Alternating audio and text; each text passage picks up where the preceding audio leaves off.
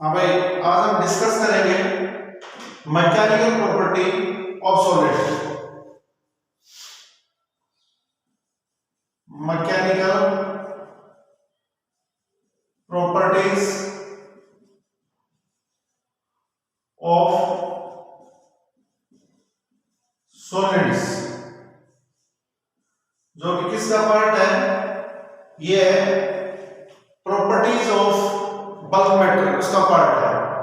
तो इसके अंदर हम सबसे पहले इसके अंदर हुक्स लॉ के बारे में बताते हैं। हुक्स लॉ, हुक्स लॉ क्या होता है? हुक्स लॉ होता है वो stress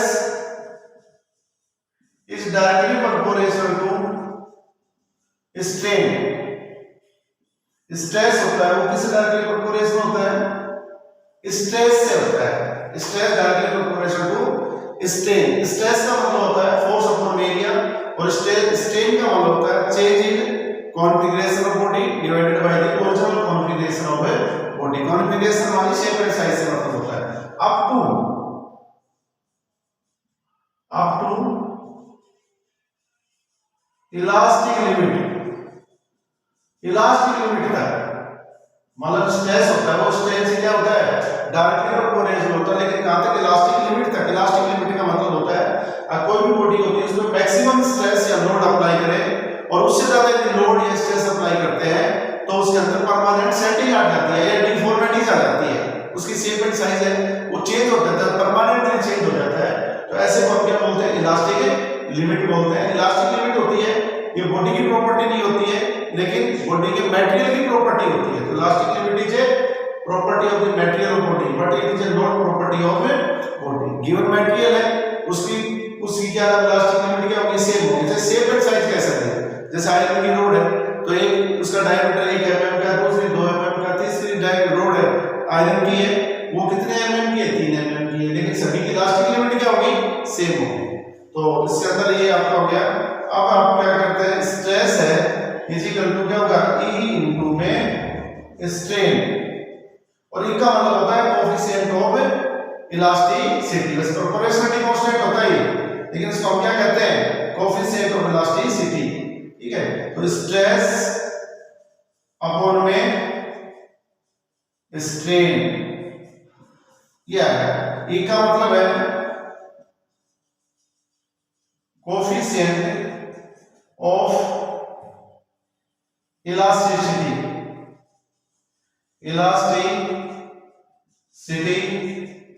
of material of body, material of a body. ठीक है, तो उसकी ऐसा दूसरा नाम और भी है और मॉडुलस ऑफ इलास्टिसिटी। इसका दूसरा नाम ये भी है मॉडुलस ऑफ इलास्टिसिटी कहते हैं। कोएफिशिएंट या प्रोपोर्शनलिटी कांस्टेंट वैसे इसको बोलते हैं कोएफिशिएंट ऑफ इलास्टिसिटी भी सिंपली कह सकते हैं या इसका दूसरा नाम है मॉडुलस ऑफ इलास्टिसिटी। इसकी असाइनमेंट है it's SI unit is stress की होती है, स्ट्रेन की कोई यूनिट नहीं होती है। डायमेंशन ये क्या होता है? डायमेंशनलेस और यूनिटलेस होता है। तो स्ट्रेस का मतलब फोर्स अपॉन एरिया। तो इसकी असाइनमेंट कौन सी होती है? न्यूटन पर मीटर के स्क्वायर या फिर पास्कल भी होती है। पास्कल ये इसकी असाइनमेंट होती है क्योंकि जो स्ट्रेस की होती है वही होती है, स्ट्रेन की होती नहीं है। स्ट्रेन का मतलब क्या होता है? Change in length upon proportional यानी change in shape upon proportional shape. तो इसके अंदर तो स्ट्रेन की कोई यूनिट होती है और न इसकी कोई डायमेंशन होती है, जस्ट ये नंबर होते हैं। लेकिन स्ट्रेस होती है, स्ट्रेस का मतलब फोर्स अपॉन एरिया, तो इसकी यूनिट भी होती है और इसका डायमेंशन भी होता है। ठीक है भाई, तो अब इसका यदि ग्राफ हमें प्लॉट करवाना है तो ग्राफ में बता देंगे।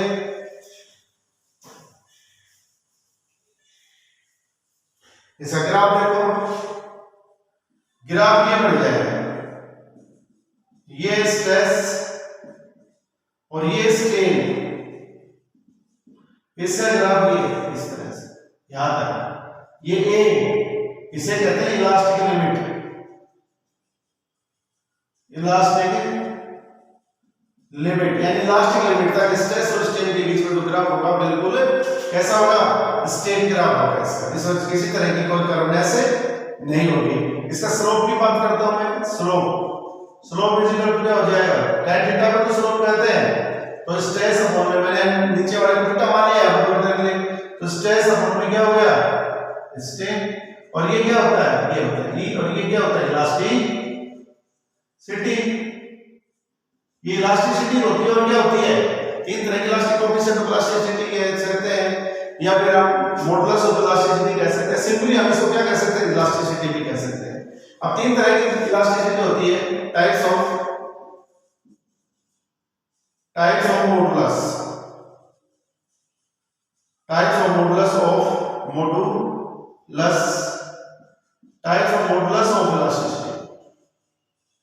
इलास्टिसिटी, तीन तरह के होते हैं। सबसे पहला आता है यंग मॉडुलस,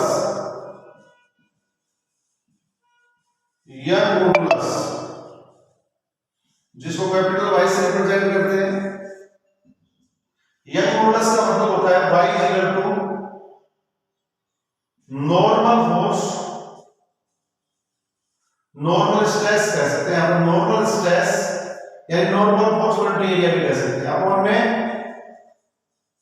लॉन्गिट्यूडिनल स्ट्रेन, क्योंकि यंग मॉडुलस होता है लेंथ से मतलब होता है, जो रोड होती है ना, जो लेंथ से होती है उसे उसमें यंग मॉडुलस होता है। तो ये F अपॉन में A अपॉन में डेल्टा L अपॉन में L, नॉर्मल स्ट्रेस का होता है नॉर्मल फोर्स अपॉन में एरिया, और ये होता है long change in length upon में ओरिजिनल लेंथ। तो y इज इक्वल टू हो गया हमारा F अपॉन में A इनटू में L अपॉन में डेल्टा है, ये हमारा मैथमेटिकल फार्मूला हो गया। तो y है वो किससे इन्वर्सली है, डेल्टा L से, डेल्टा L को एलोंगेशन भी कहते हैं, तो जिसके अंदर जितना ज्यादा एलोंगेशन होगा उसका यंग मॉडुलस उतना ही क्या होगा, कम होगा। अब जैसे दो तरह की स्प्रिंग होती है, एक होती है कॉपर की और स्टील की होती है, दोनों में से बेटर कौन सी होती है, स्टील की बेटर होती है। क्यों होती है, क्योंकि इसमें डेल्टा L क्या होता है, कम होता है, ठीक है, स्टील में डेल्टा L कम होता है, तो इसका मतलब उसका यंग मॉडुलस ज्यादा होगा, यानी उसकी स्टिफनेस भी ज्यादा होती है, ये भी कह सकते हैं, हार्ड होती है स्टिफनेस ज्यादा होती है, उसका यंग मॉडुलस भी क्या होता है, ज्यादा होता है। जैसे उसके ऊपर जो फोर्स आप डिफॉर्मिंग फोर्स अप्लाई कर रहे हो, एक्सट्रीम फोर्स अप्लाई कर रहे हो, जैसे उसको रिमूव करोगे तो तुरंत वो ओरिजिनल पोजीशन में चली जाती है, इसका मतलब उसका यंग मॉडुलस ज्यादा है या उसकी इलास्टिसिटी ज्यादा है, ठीक है। अब रबड़ की बात करते हैं, एक दूसरी कॉपर की सपोज करो स्प्रिंग, तो कॉपर की क्या होती है, कॉपर के अंदर डेल्टा ज्यादा होता है, सेम फोर्स अप्लाई कर रहे हो, डेल्टा ज्यादा होता है, तो इसका यंग मॉडुलस क्या होगा, कम होगा, और जिसका कम होगा वो स्टिफनेस उसकी कम होती है, सख्त कम होती है, और यदि उसके ऊपर अनलोड करते हैं, यदि उसके ऊपर कोई एक्स्ट्रा फोर्स लगाते हो हटाते हैं, तो तुरंत ओरिजिनल पोजीशन पे जाती है। तो दोनों में से बेटर कौन सी स्प्रिंग होती है, स्टील की स्प्रिंग होती है, वो कॉपर की स्प्रिंग से बेटर होती है। ऐसे में बात करता हूं रबड़ की इलास्टिसिटी और स्टील की इलास्टिसिटी, तो दोनों के अंदर से किसकी इलास्टिसिटी ज्यादा होती है, इलास्टिसिटी ज्यादा होती है स्टील की। आप कई बार से सोचेंगे सर रबड़ है ज्यादा बढ़ता है, सेम फोर्स अप्लाई कर रहे हो, दो रोड है रबड़ की और एक स्टील की, या दो तार है, दोनों की डायमेंशन सेम है, एक स्टील का एक रबड़ का है, अब दोनों पे फोर्स हैंग करते हैं, हम फोर्स F बराबर mg लिख सकते हैं यदि हम नीचे वेट हैंग कर रखा है, ठीक है, तो दोनों में से ज्यादा लंबा कौन सा बढ़ता है, रबड़ ज्यादा बढ़ता है, यानी एलोंगेशन किसमें ज्यादा होती है, रबड़ में, इसका मतलब यंग मॉडुलस उसका क्या होता है, कम होता है। दैट मीन देखो ये यंग मॉडुलस स्टील का यंग मॉडुलस रबड़ से ज्यादा होता है, कारण क्या है, ड्यू टू डेल्टा L, रबड़ का क्या होता है, ज्यादा होता है, और स्टील का क्या होता है, कम होता है, ऐसा मतलब स्टील होती है और R का मतलब यहाँ पर रबड़ होता है, तो रबड़ का यंग मॉडुलस ज्यादा होता है, और क्या नाम है, स्टील का यंग मॉडुलस ज्यादा होता है, रबड़ का क्या होता है, कम होता है। क्यों, क्योंकि रबड़ का एलोंगेशन ज्यादा होती है, स्टील में क्या होती है, कम होती है। उसके बाद दूसरा आता है number 2 bulk modulus, bulk modulus को B से रिप्रेजेंट करते हैं, बल्क मॉडुलस ऑफ इलास्टिसिटी कह सकते हैं। तो इसके अंदर क्या होता है, B is equal to normal stress upon में वॉल्यूमेट्रिक स्ट्रेन क्या होती है इसमें, वॉल्यूमेट्रिक होती है, यानी F अपॉन में A अपॉन में डेल्टा V अपॉन में V, ये होता है। वॉल्यूमेट्रिक का मतलब होता है चेंज इन वॉल्यूम अपॉन में original volume of the body. यहाँ नेगेटिव साइन होगा तो इसका मतलब वॉल्यूम डिक्रीज हो रहा है, और पॉजिटिव साइन होता है तो इसका मतलब वॉल्यूम क्या हो रहा है, इंक्रीज हो रहा है। तो V इक्वल टू हो गया P अपॉन में इसकी जगह हम लिख सकते हैं F अपॉन में की जगह प्रेशर लिख सकते हैं P का मतलब प्रेशर है, ये प्रेशर है, तो यहाँ पर हम क्या लिख सकते हैं P और इनटू में V अपॉन में डेल्टा V, ये मैथमेटिकल फार्मूला लगा सकते हैं। ठीक है, तो इसके अंदर भी चेंज, जिसका वॉल्यूम चेंज ज्यादा होगा, ज्यादा वॉल्यूम चेंज होगा, इसका मतलब है उसका बल्क मॉडुलस उतना ही क्या होगा, कम होगा। अब सबसे ज्यादा बल्क मॉडुलस किसमें होता है, सॉलिड के अंदर होता है, सॉलिड सबसे ज्यादा होता है बी सॉलिड, सबसे ज्यादा सॉलिड में, फिर बी लिक्विड में होता है, ठीक है, और सबसे कम किसमें होता है, बी गैस में होता है। बल्क मॉडुलस सिंपल सी बात है, जितना वॉल्यूम ज्यादा चेंज करोगे तो जो मैं आइडियल लिक्विड है, आइडियल लिक्विड का मतलब नो चेंज इन वॉल्यूम, तो आइडियल लिक्विड में डेल्टा V बराबर 0 होता है, तो उसका बल्क मॉडुलस इंफिनिटी हो जाएगा। तो सबसे कम वॉल्यूम किसका चेंज होता है, सॉलिड का, फिर वॉल्यूम जब चेंज होता है लिक्विड का ज्यादा चेंज होता है, फिर सबसे ज्यादा वॉल्यूम किसका चेंज होता है, गैस का। इसका मतलब गैस के अंदर बल्क मॉडुलस क्या होता है, सबसे कम होता है, और जो स्टील होती है कह सकते हैं या फिर सॉलिड कह सकते हैं, तो उनकी बल्क मॉडुलस सबसे ज्यादा है। इसी के अंदर एक कंप्रेसिबिलिटी का होता है,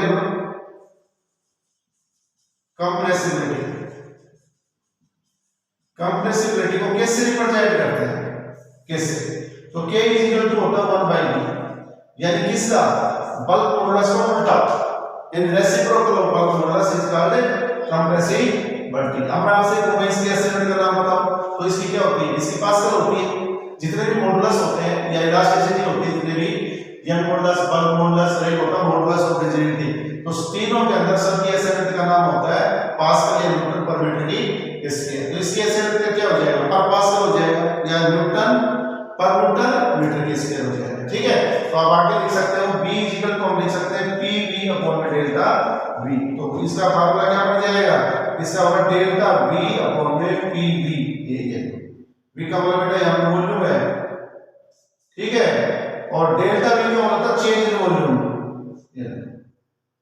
ये हो गया ये, और K किससे इनवर्सली है, सॉरी किससे डायरेक्टली है, डेल्टा V से, यानी जिसके अंदर जितना ज्यादा वॉल्यूम में चेंजिंग आएगी उतना इसका उसकी कंप्रेसिबिलिटी भी क्या होगी, ज्यादा होगी। तो सबसे ज्यादा कंप्रेस कौन होती है, गैस होती है, गैस में सबसे ज्यादा कंप्रेसिबिलिटी होगी, लिक्विड में उससे कम, और सबसे कम जो कंप्रेसिबिलिटी होती है वो किसमें होती है, मैं लिख देता हूं यहां पर, K सबसे कम होती है सॉलिड के अंदर, उससे ज्यादा होती है लिक्विड के अंदर, और सबसे ज्यादा किसमें होती है, गैस के अंदर होती है कंप्रेसिबिलिटी। कंप्रेसिबिलिटी लिखी मैंने, ठीक है, इससे उल्टा होता है।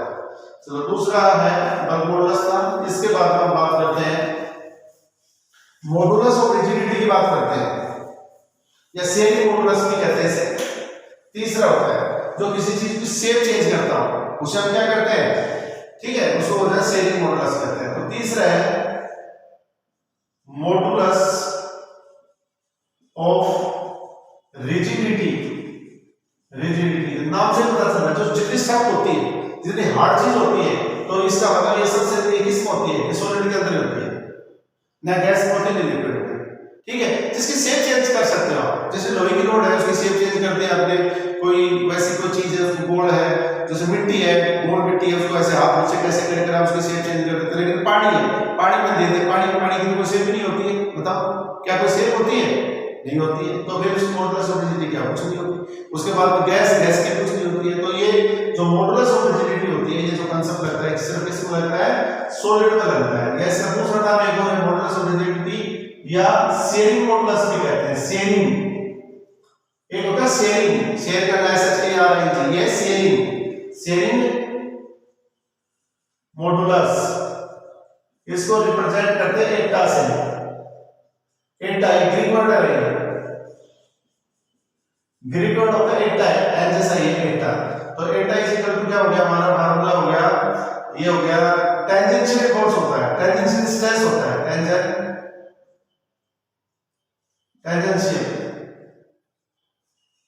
टेंजेंशियल स्ट्रेस, या इसको हम बोलते हैं शेयरिंग स्ट्रेस, शेयरिंग स्ट्रेस भी कह सकते हैं, ये बात है, शेयरिंग स्ट्रेस अपॉन में क्या होता है, अपॉन में शेयरिंग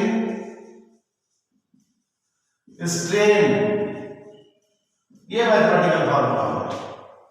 ठीक है, इसके लिए मैं एक आपको डायग्राम थोड़ा सा बना देता हूं। ये देखो, ये हमारा फॉर्मूला हो गया। इसके अंदर थोड़ा डायग्राम बना देता हूं मैं। ये आपका हो गया एटा का एटा लिख लो। एटा इज इक्वल टू फोर्स क्या होता है, F बटे एरिया अपॉन में थीटा। ये इसके बाद में डायग्राम बना लेते हैं। ये डायग्राम है और इस डायग्राम को अब इसके अंदर ये फिक्स फेस है, फिक्स फेस, इसका नाम रख दो ए, इसका नाम रख दो बी। ठीक है, ए बी, और इसका नाम सी है, इसका नाम थोड़ा देर के लिए डी। अब इसके ऊपर हम फोर्स अप्लाई करते हैं। ये है force, tangential force, tangential force है। ये फोर्स अप्लाई करोगे तो इसकी शेप बदल जाएगी। जैसे बॉक्स है, बॉक्स को धक्का मारते हैं तो बताओ उसकी शेप बदलती कि नहीं बदलती? इस तरह से ये शेप चेंज होगी। ऐसी जगह यहां पर है, ये चली गई है। इसको हम बी डैश कह सकते हैं, इसको सी डैश कह सकते हैं। कितने एंगल से ठीक ला सकते हैं ये। तो यहां से यहां तक कितना डिस्प्लेसमेंट है, डेल्टा एल, और इसकी लंबाई कितनी थी, एल। इसकी ये लंबाई थी एल, लंबाई एल थी। यहां से आप धक्का मारे तो कितना डिस्प्लेस हो गई, डेल्टा एल। ठीक है, तो अब ये सेलिंग स्ट्रेन है, तो यहां पर आ जाएगा tan theta is equal to B B dash tan theta को परपेंडिकुलर फ्रॉम बेस। तो ये हो गया हमारा ए बी, और ये डेल्टा एल अपॉन में एल। तो tan theta is equal to delta L upon में एल, ये हो गया। ठीक है, यदि एंगल छोटा है, if angle is small then theta is equal to delta L upon में एल। ये देखो, यदि हमारा थीटा छोटा है, स्मॉल थीटा है, तो इसका मतलब कितने का एंगल हो गया, डेल्टा एल अपॉन में किसके बराबर हो गया, एल के बराबर हो गया।